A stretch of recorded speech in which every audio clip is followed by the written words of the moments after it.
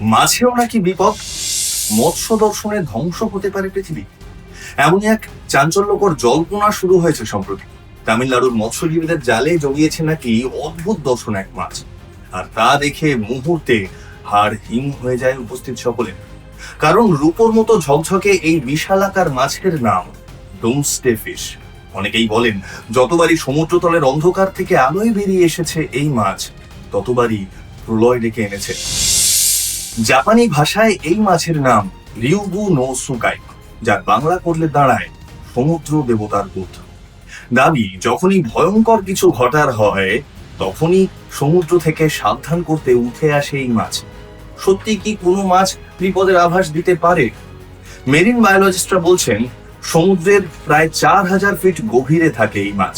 ফলে যখনই টেকটনিক প্লেটে সামান্যতম সংঘর্ষ হয়, তখনই এই মাছ সবার প্রথমে তার আভাস পেয়ে যায় এবং প্রাণ বাঁচাতে উঠে আসে উপরে। অর্থাৎ প্রলয় ঘটার সম্ভাবনা রয়ে যাচ্ছে বৈকি। রিপোর্ট বলছে, গত 20 দিনের মধ্যেই পৃথিবীর প্রায় 4 জায়গায় দেখা মিলেছে এই ডুমসডে ফিশের। তবে কি পৃথিবী ধ্বংসের দিন সত্যি আর বেশি দূরে নেই? ফলো করুন সংবাদ প্রতিদিন ডিজিটাল।